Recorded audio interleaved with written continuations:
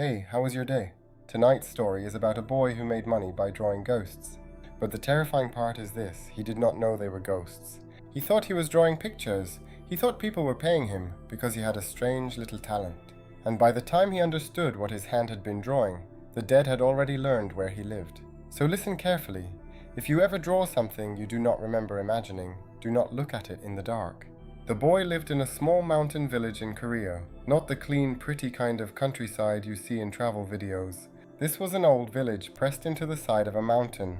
Narrow dirt paths, low houses with wooden doors, cold rooms in winter, darkness that arrived early because the mountains blocked the last light. The boy's house was poor. His mother was connected to shaman work. There was a room in the house that he was not supposed to enter, a shrine room. Inside there were colored fabrics, old ritual objects, brass bells, bowls, candles, and things a child could recognize but not understand.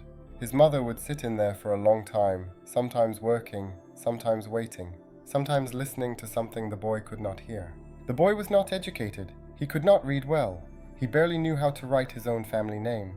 But he could draw, and not just draw well, he could draw things he had never seen. People in the village found out. At first, they treated it like a strange trick. Someone would come to the house with paper, ink, or a little money. They would say, "Draw this for me. Draw the thing in the mountain. Draw the shape I tell you. Draw what comes into your head." The boy did not ask many questions. He was hungry. If an adult gave him a few coins, or a meal, or noodles at the market, he drew. He would sit in the courtyard with a brush in his hand, the gate open, the mountain dark beyond it. And then, without really thinking, his hand would begin to move. Sometimes the drawing looked simple: a stone, a tree, an animal, a dark shape beside a path. To other people, it was just ink on paper, but when the boy closed his eyes, the drawing changed. A rock opened its mouth, an animal shape stared back with human eyes. A black patch in the corner became a face pressed against the paper from the other side.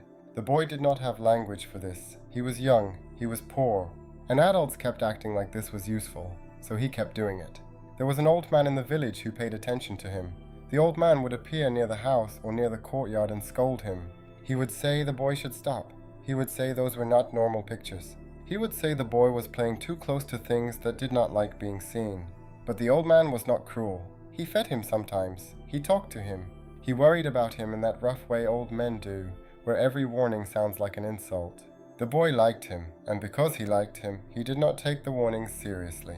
To the boy, ghosts were something his mother might know about, not him. He did not hear voices. He did not summon anything.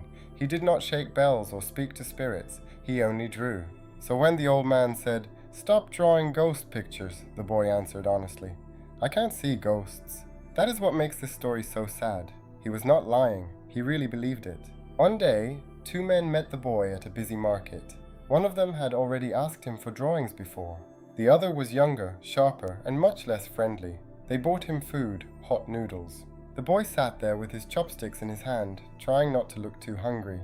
The older man talked like this was business, but the younger man watched the boy's face, especially his eyes. After a while, the younger man said something that made the boy stop eating. He said the boy's eyes were connected to the other side. Not enough to make him a shaman, not enough to control anything, but enough to see the real shape of things. Enough for the dead to notice. The boy tried to argue. He said, "I don't see ghosts." The man did not smile. He told him that ghosts hate people who can see them, and they also love those people. Because if you can see them, they can use you. Then the man gave the boy money, more money than he had expected, and a small piece of paper with an address written on it. The boy could not read most of the words, but he recognized one thing: his own family name. The man told him to find his older sister. He told him to leave the village if he could, and most importantly, he told him to stop drawing.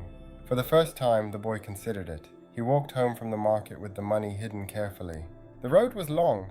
By the time he reached his house, the village was already sinking into evening. The courtyard was empty. The shrine room door was closed. The open gate looked like a black mouth. And for the first time, the boy wondered why the house always felt darker than the road outside. Over the next few days, the boy tried not to draw. He told himself he would go to his sister. He told himself he would leave. But leaving sounds simple only when you are not a child. He did not know the way. He did not know who would take him. He did not even know exactly when his mother had left, or when she was supposed to return. Every time he tried to remember, the memory twisted. Then one afternoon, he saw a young woman from a nearby house. She waved at him and asked why he was outside. The boy answered casually. He said he had just been talking to the old man. The young woman's face changed. "What old man?" The boy turned around. The old man had been standing there moments before, white clothing, walking stick, that familiar irritated expression. But now there was nobody. The path was empty. The young woman stared at the boy and said, "Don't say things like that. His 49-day funeral rites already passed." The boy did not understand. He had spoken to the old man many times. He had heard him complain. He had taken food from him. He had watched him stand by the gate. But suddenly, one detail came into focus. He could not remember ever seeing the old man arrive, and he could not remember ever seeing him leave. The young woman brought him to her house that night. She said he should not sleep alone. Her family fed him. They let him lie down in a warm room, but the boy could not sleep. Under the blanket, he kept hearing the same sound. Not from inside the room, from outside. Something was touching the door, once. Then again. Then harder. The family beside him slept quietly. Nobody else woke up. The boy lay still with sweat on his face, holding the blanket over his mouth. He told himself it was nothing. He told himself he could not see ghosts, but now he knew that might not matter. Because maybe the dead did not need him to see them. Maybe they had been seeing him the whole time. The next morning, the house felt normal again. Warm rice, quiet adults. Someone telling him he should go to his sister before something worse happened. So the boy thanked them and went home. His own house was waiting. The courtyard was empty. The gate was open. The shrine room door was closed. Everything was exactly where it always was, and that was what frightened him, because he was starting to realize that the things he remembered clearly might not have happened the way he remembered them. Had the gate always been open? Had people really stood in the courtyard watching him draw? Had his mother really said she would come back? Had the old man ever been alive when the boy knew him? That evening, he fell asleep before the sun was fully gone. When he woke, the house was cold. Not just cold like night air, cold like the warmth had been removed from the room. Outside, the courtyard was almost black. The open gate looked deeper than it should. The boy rushed into his room, turned on the light, pulled out his bedding, and hid under it. He pressed his hands over his ears. For a while, he heard only his own breathing. Then, a bell rang, a small brass bell, the kind his mother used in the shrine room. One clear sound in the dark, then another, then many. Jingle, jingle, jingle. The boy froze. He had not gone into the shrine room. No one else was home. The light in his room went out.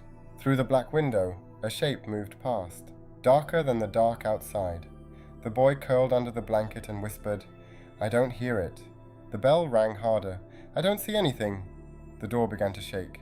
Not like wind, like hands. The old wooden frame rattled. The latch knocked again and again. The boy started crying. And in the middle of that crying, he remembered what the man at the market had said. Ghosts hate people who can see them, and they love them, because they can use them. The door shook so hard he thought it would break, so the boy screamed the only bargain he could think of. "Take my eyes." He said they were precious. He said they were connected to the other side. He said he did not want them. He said if this was what let him see, they could have it. He just wanted it to stop. For 1 second the room became silent. Then the door opened. Not slowly, it flew open. From the black doorway, hands reached in. Too many hands. Cold hands. Hands that smelled like earth, smoke, and old water. They grabbed his legs. They climbed over the blanket. They found his face. The boy closed his eyes, but that made it worse, because the dark behind his eyelids was full of them. He could still see them. He could still hear the bells, and then suddenly, voices came from far away. Living voices. Someone clicked their tongue and said they had been worried enough to come check. Another person gasped and asked what had happened. The hands disappeared. The room was still dark. The boy reached out blindly. Someone grabbed his hand. He tried to look at the face above him, but there was nothing, only black. He cried, "I can't see. Something is wrong with my eyes. Please save me." One of the men answered him, sharply but not unkindly. He said this was why the boy should never have told them to take his eyes. He said one eye could still be saved, but the other was already too late. Something cool touched the boy's left eye. Slowly, shapes returned. The floor, the wall, burn marks across the room. The two men from the market, and beside them, the old man, the dead old man who had warned him again and again.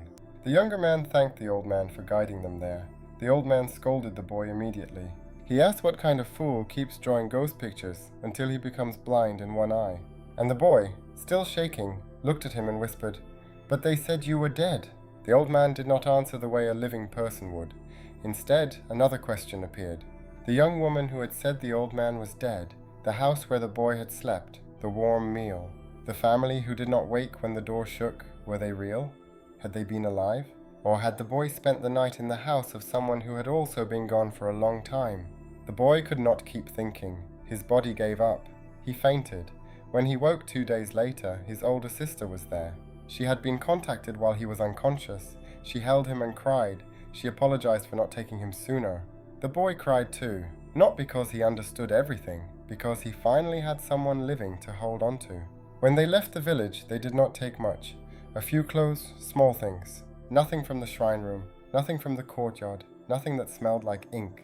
The boy looked back only once. He remembered the mountain road, the blackened roof of a house he was no longer sure anyone lived in, the crooked path disappearing into trees, and the darkness at the end of it. After that, he lived. But he did not come out unchanged. One eye was saved, the other stayed blind, and maybe that was mercy, because sometimes losing the eye that sees too much is the only way to survive what is looking back. So tonight, if you are drawing, writing, painting, or just staring at a blank page, and something appears that you do not remember putting there, do not close your eyes to understand it better. Leave the light on, step away, and whatever you do, do not offer anything in the dark unless you are ready for something to accept. I'll bring you another story next time.